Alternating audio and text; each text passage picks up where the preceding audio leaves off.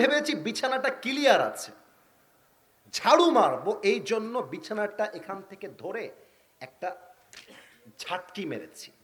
এই একটা যখন আপনি ঝাঁকুনি মারবেন দেখবেন ম্যাজিক বলগুলো ছিটকে ছিটকে ঘরের চতুর্পাশে ছিটিয়ে পড়বে। আল্লাহ তাআলা এটাই বলছেন, ওয়াইদাল কাওয়াকিবু তাসারাত, কিয়ামতের দিন আকাশের তারাগুলো পৃথিবীর দিকে ছিটকে ছিটকে পড়বে। ওয়াইদাল বিহারু ফুজ্জিরাত, সমুদ্রের পানির মধ্যে সুনামি ঝড় শুরু হয়ে যাবে।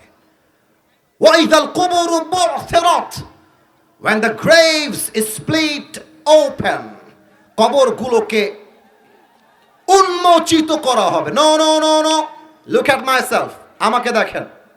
ওরা চিৎকার করেছে আবার চুপও হয়ে যাবে, নট আ বিগ ডিল, তাফসীর মিস করা যাবে না। আপনাদের এলাকায় কবর এখান থেকে কয় মিনিট দূরে হবে? কবরস্থান কবরস্থান কয় মিনিট দূরে এখান থেকে? 5 মিনিট, 10 মিনিট? 10 মিনিট। আচ্ছা, এখানে যদি স্কুলে কোনো ছাত্র থেকে থাকো, স্কুলে পড়ো, একটু হাত তুলবা। স্কুলে পড়ো কেউ আছো? অনেকে আছে। হাত নামাও, হাত নামাও, হাত নামাও। না না, আমি হাত নামাইতে বলছি, বাস এনাফ। আমরা স্কুলে যাওয়ার সময় ঘাড়ে একটা ব্যাগ নেই না? কথা না বললে কাকে ওয়াজ করবো? ব্যাগ নেই না? ব্যাগ নেই না? আমিও তো স্কুলে পড়ছি রে ভাই, আমরা তো স্কুলের অনেকে ছাত্র সবাই। আচ্ছা, ব্যাগে দেখবেন আমরা পেন্সিল নেই, রবার নেই, আমরা জ্যামিতি বক্স নেই, খাতা নেই, কলম নেই, বই নেই। এখন আমি আসিফ হুজুর ক্লাস 3-তে পড়ি, কথার কথা। আমার স্কুল ব্যাগে সব রেখেছি, আবার ওই ব্যাগের ভেতরে আমি আমার সাইকেলের চাবিটাও রেখেছি। কথা কি বোঝা যায় না? কি যায় না? এখন 12টার সময় ঘন্টা বেজে গেছে, টিফিনের ঘন্টা কিংবা ছুটির ঘন্টা, বাড়ি যাওয়া লাগবে, বাড়ি যাওয়া লাগবে, দৌড়। স্কুলের গেট থেকে বের হয়ে গেছি, সাইকেল নিয়ে বাড়ি যাব। এখন চাবি কই, চাবি কই, কিরে কিরে কিরে, চাবি তো আর পাইতেছি না। চাবি তো রাখছি ব্যাগে। এখন ব্যাগটাতে যে চাবি রেখেছি আমি কি করব? চাবি যদি না পাই আমি কলম, খাতা, বই সবগুলোকে তন্ন তন্ন করে উল্টায় ফেলবো জাস্ট চাবিটা পাওয়ার জন্য। এই যে তন্ন তন্ন করে খোঁজা, আল্লাহ তাআলা বলছেন ওয়াইদাল কুবুরু বু'থিরাত, যেখানে যাকে যেমন ভাবে দাফন করা হয়েছে তাকে সেখান থেকে তেমন করে তন্ন তন্ন করে খুঁজে কিয়ামতের দিন আল্লাহর সামনে দাঁড় করিয়ে দেওয়া হবে। আল্লাহু আকবার। কিয়ামত বেসিক্যালি স্টার্ট হবে 3টা ফুয়ের মাধ্যমে।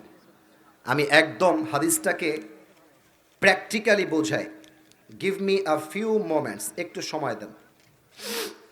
এটা কিন্তু আবার বিড়ি না, এটা বিড়ি না, এটা হচ্ছে একটা বাঁশি। আপনারা একটু জোরে বলবেন, এটার নাম কি? শিঙ্গা, বাঁশি।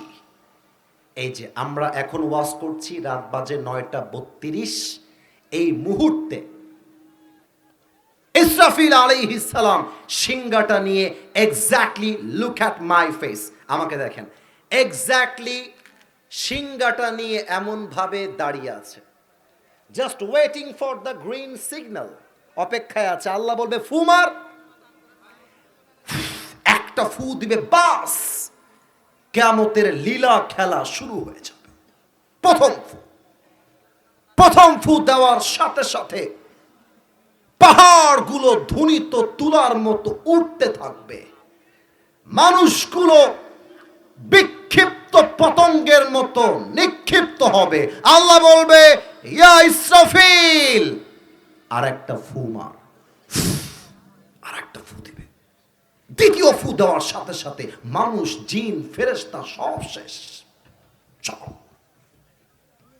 কেউ বাকি থাকবে না। আল্লাহ ডাক দিয়ে বলবে মালাকাল মউত, ইয়া মালাকাল মউত আখবিরনি মান ইয়াবকা, বল তো পৃথিবীতে আর কে বাকি আছে?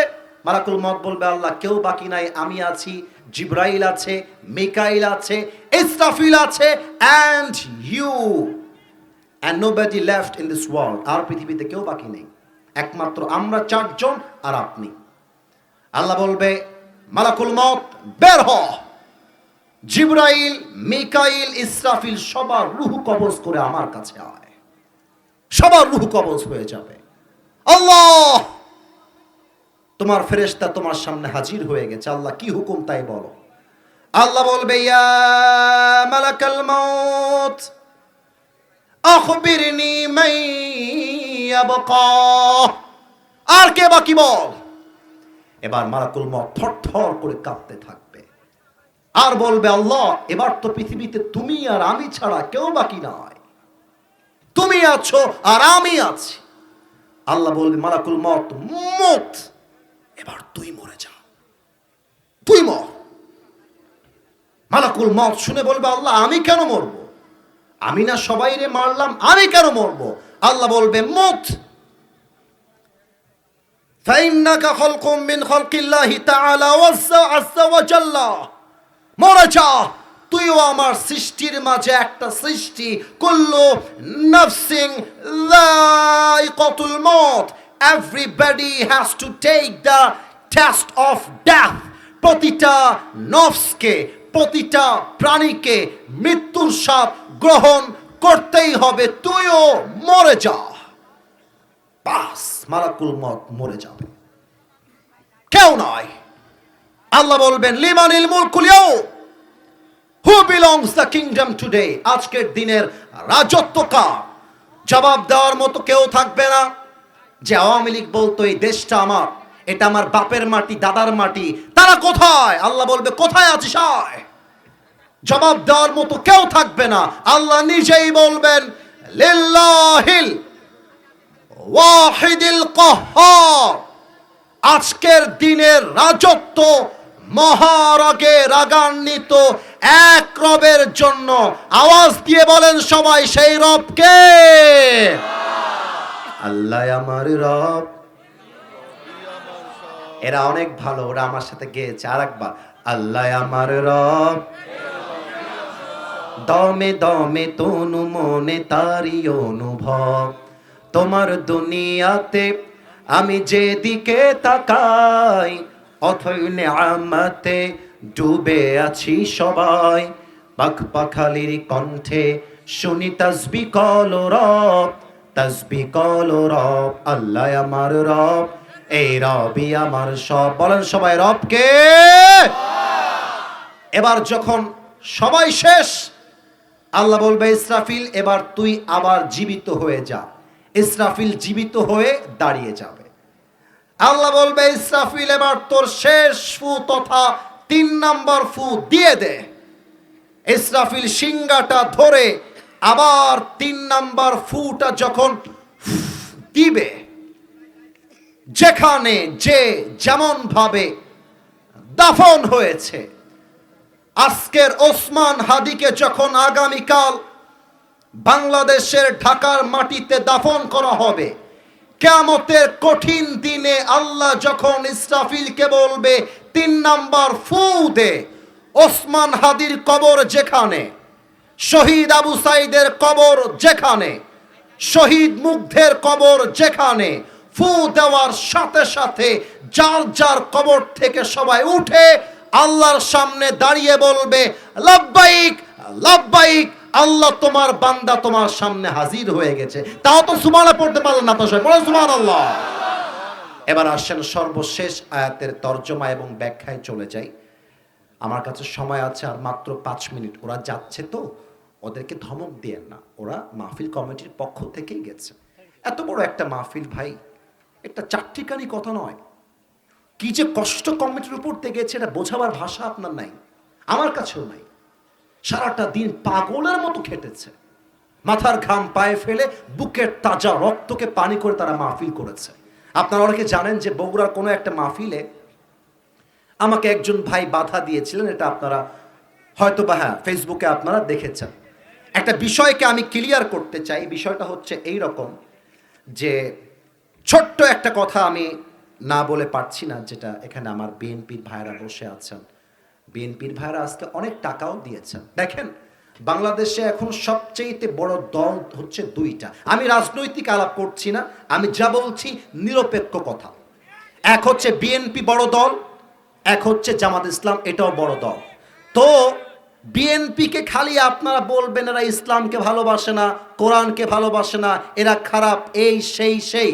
আমি আসিফ হুজুর ক্যামেরার সামনে স্পষ্ট ভাষায় বলছি, আমার পুরো বাংলাদেশে যদি এই পর্যন্ত 200 মাহফিল হয়ে থাকে, তার 100 মাহফিলেরও বেশি মাহফিল করেছে আমার বিএনপির ভাইয়ারা। আমার মাহফিল, আমার ইভেন আমি যত মাহফিলে গেছি বেশিরভাগ মাহফিলে মাদ্রাসা চালায় আমার বিএনপির ভাইয়ারা। আমি নিজে সাক্ষী। না, আমি কোন দলের দালালি করবার জন্য বলছি না, আমার কথাটা বোঝার ট্রাই করবেন।